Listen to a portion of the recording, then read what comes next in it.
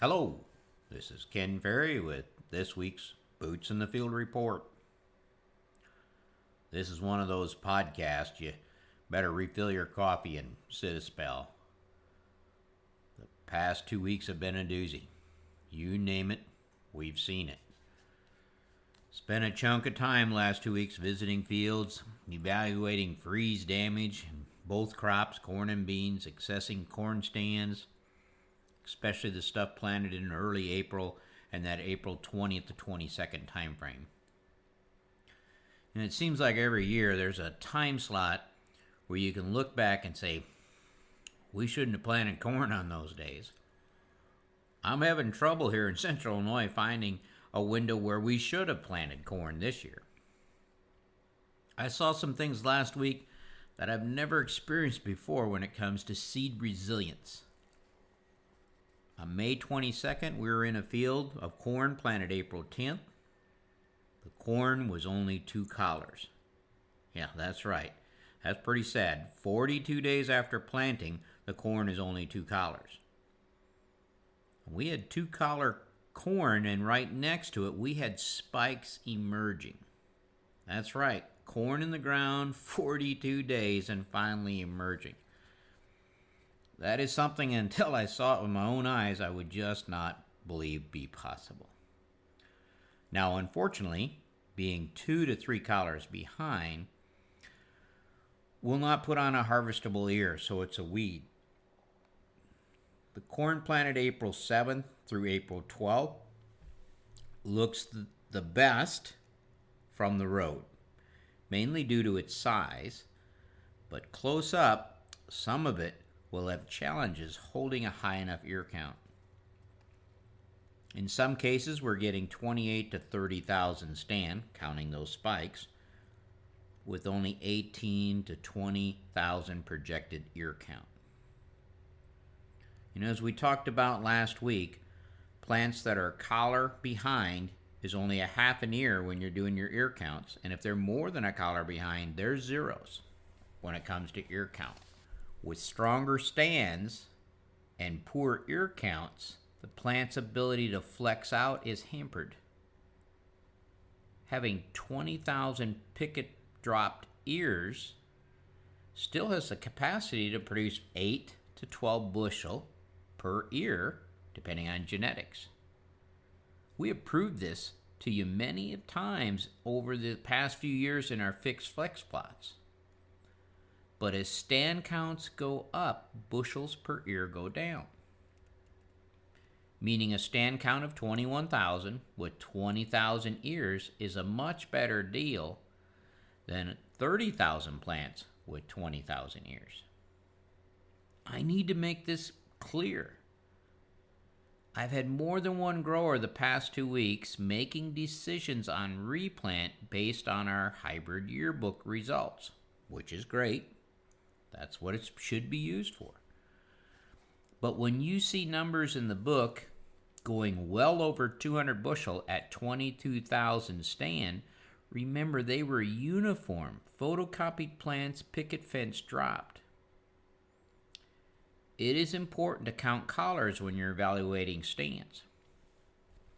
Now, we often say we like to see corn emerge in 24 to 48 hour window of each other. But it's really GDUs that we're talking about.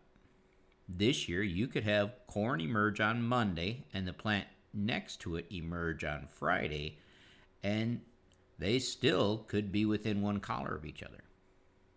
While the calendar says that's 5 days, in the corn's world this year with these temperatures, it may have only been like 15 hours. If they are both 2 collar plants, even though emerging a week apart, they're both probably going to put on a respectable ear and should be counted in the ear count. But the same goes the other way. When plants emerge together, but for some reason one falls behind more than a collar, it's not going to produce an ear, even though they emerged on the same day. The important thing when you're evaluating stands is try to figure out what caused the plants to get behind. Many of the early April stands we looked at, plants that were too far behind to be added to the ear count, were planted spike down. Normally, spike down plants will emerge in 24 to 48 hours behind spike up plants, but because they're the same age, they typically end up the same collar stage. In cold conditions, like this year, it took 10 days to 2 weeks longer for the mesocotyle to circle the seed and get to the surface compared to spike up plants. If a spike up plant breaks the surface and starts the photosynthesis process, it will grow more per GDU received than that plant burning seed starch below the ground. Whenever we see spike down plants not producing ears in the fall, we know soil conditions at planting time were cold. We don't run the risk so much of losing our spike down plants, we run the risk of losing the ears on our spike down plants. With some loss of plants due to freeze and poor ear counts, we did tear up some of the early April planted fields and started over. But most are too good to replant now that we're pushing June. But I want everyone to have a clear and correct expectation of what their stands are capable of. Use our replant sheet or download the calculator from our website and use it when you're evaluating these stands. Sure, the worksheet will tell you it doesn't or won't pay to replant, but it will also give you a pretty good prediction of what to expect for yield when you calculate your bushels per ear. When I hear comments like, last year my June 5th corn went 230 bushel, I expect this April corn to do at least 250. Boys, you can't get there with an ear count of 18 to 20,000 amongst 28 to 30,000 plants. This would put you at about between 5 and 9 bushel per ear, which is, in best case, you're probably looking at 180 bushel. I would rather you set your expectations on 180 bushel and be happy with 180 to 190 than to set them at 250 and get blindsided at 180 this fall. Good stand evaluations help keep everyone on the right page, from landlords to farm managers. Good stand evaluations involve doing good stand and ear counts. Good counts cannot be done from the road. Remember, these fields look good from the road, so your farm manager and your landowners see a good-looking field. You have to do the job and make sure you inform them of what that actual ear count is going to be, so we don't have big surprises when it comes this fall. On the freeze front that happened May 9th and the frost that happened again on May 10th, very little corn was severely damaged. Most of it will make a strong recovery. The soybeans got beat around a little harder. The fields we checked lost from 10% to 50% of their stand reduction. Bigger beans seemed to have more damage. The hardest hit area was northern McLean County and parts of Livingston. Those outer 4 rows next to the tall grass got taken out, as well as low-lying areas in the field. In some fields, just a 1-foot drop in elevation would take out the whole stand. I tried to keep a running tally of replant frozen beans as far as how many we had to replant. It was just a shade under 25% of the fields that I looked at where we kind of had to sign a death warrant and tear them out. Situation where they were beat up that bad. But this is a lot lower than I expected. As the night of the freeze came, and most of these fields were in that area where they had 26 degrees for 5 hours. It is pretty amazing what these beans went through and bounced back. It took twice as long compared to what I expected for these plants to regenerate or to start to bounce back to give us true clues of whether or not they were going to recover. But again, that was due to the low amount of GDUs. One field I visited visited was planted April 7th. It was at the first trifoliate when the freeze hit. The freeze took it all the way back down to the cotyledons.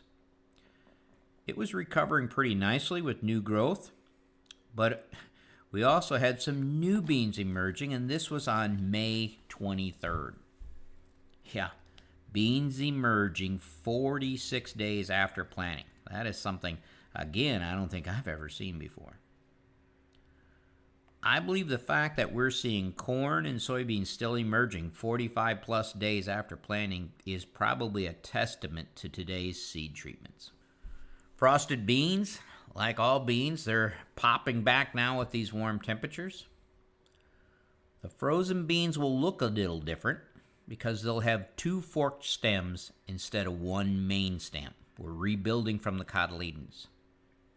In our stress plots, forked stemmed plants tend to put on more pods than a plant with one main stem.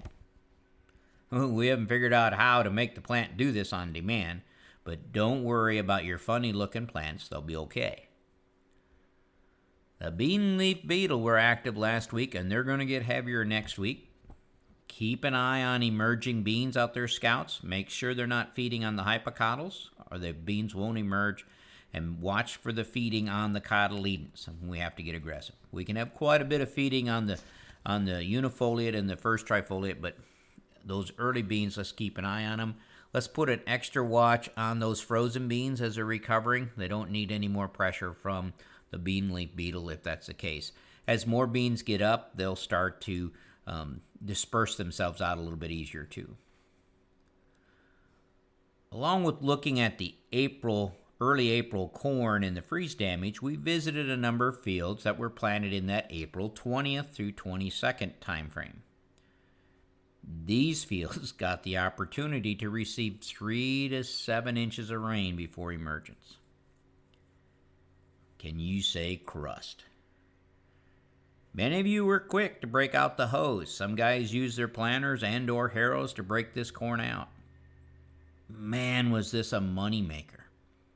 I'm not sure I've seen a year when hoes not only salvaged the stand, but kept it on target like they did this year. Fields that didn't dry out or for some other reason weren't hoed did struggle. Some of these had to be patched in or tore out and started over. Good news is plants that are crusted under don't emerge, and they're not going to be competition like a late emerger. Scouts need to do a good stand evaluation on these fields as well, so we don't have any surprises. On May 22nd, we saw the first cutoff of corn plants from cutworm here in DeWitt County. This will ramp up throughout the next 3 weeks based on flights, so scouts stay on top of this, especially in those fields that are already ear count challenged. We can't give up anymore. We are, for some reason, seeing an increase in wireworm damage in a number of fields. These worms seem to be all the same size in that medium-small range. Remember, wireworm takes 6 years to develop into a beetle, which means these guys are going to be around for a while. So scouts, when you find heavy pressure or infestation of these wireworms, make sure you tag it on your maps. And if you need to replant, add an insecticide in furrow or go to the high end of the seed treatment. Remember, with wireworm, they typically punch a hole through the center of the seed, and that may take it out, and they circle back through and go through the heart or the crown of the corn. So you'll see a plant that's up and the center of that plant dies. That's going to be your key. You're probably dealing with wireworm. I'm not sure what's causing these heavier counts and numbers coming in, but we are seeing them, and they're easy to find, and it's been that way from northern Livingston County to clear to Sullivan. So something happened a year or year and a half, 2 years ago that would put these pressures up, but I'm not sure what it is, and we'll continue to keep you abreast of that. Working through the first round of nitrate samples as the guys are getting ready to start side dressing. Good news is we can account for most of the nitrogen. Bad news, a lot of it is in the second foot. If it'll slow down on the rain and this corn can take off, we can still catch it. With the warmer temperatures this past week, that's making things pop, brings the carbon penalty or the onset of the ugly corn stage. The carbon penalty starts kicking in when soil temperatures climb and stay above 65 degrees. Last Wednesday, we could see it coming first in sulfur deficiencies and now moving into nitrogen deficiencies. This will be evident in almost all fields, especially how fast the soil temperatures took off. Every 10 degrees above 65, the soil biology or the population out there doubles. It is this population that is consuming soil phosphate, sulfur, and nitrogen. You will see some yellowing in corn on bean ground as well as bean fields themselves. The beans don't produce their own nitrogen until they're in that V3, V4 range, so until they get there, they're going to show a slight yellowing and slowing of growth due to this carbon penalty. Corn on cornfields will get rough looking because the plants are too small, the roots are too shallow, and a big chunk of our nitrogen is in the second foot. All the sins of spring will pop out in these fields, like your wheel tracks and compaction. Don't worry about the beans. They'll come out of it with little effect on yield. The quicker the corn pops out of it, the better we are. Any planter fertility will be a big help to push the corn through this and give it a chance to catch up to that nitrogen at the second foot. And realizing again, we got small corn and we got nitrogen that moved on us. Side dressing 3-color yellow corn in the middle of the row will not pop this corn back green. The root system and the nitrogen will have to get together before that happens. Y dropping V3 corn is about a 4-mile-per-hour gig, so you don't burn the corn with the nitrogen splashing on it. So what I'm saying, there's no quick fix to this. Take a different way to town until it gets through it, and it won't bother you as much. Will it affect yield? Unfortunately, yes, especially if you planted a G hybrid and it stays yellow more than 5 days. Zach says with podcast, less is more. And this one is running on, and I haven't even covered the elephant in the room. That is the disaster we have with the corn planted May 10th through the 14th. This planting window ended up being what we'd call the perfect storm. Combination of cold soils followed by heavy rains followed by high temperatures. Growers are confused why April corn had water on it for 10 days and survived it, and this event, it was a total wipeout. I'm going to make a video and have Zach put it up on our website where I'm going to take a deep dive into this perfect storm so everyone understands what happened. So check that out. Sorry for the long podcast, but sometimes that's just the way it's got to be. To stay up to date, check out our website at croptechinc.com and subscribe to our podcast, Boots in the Field Report. Keep her safe, keep her moving.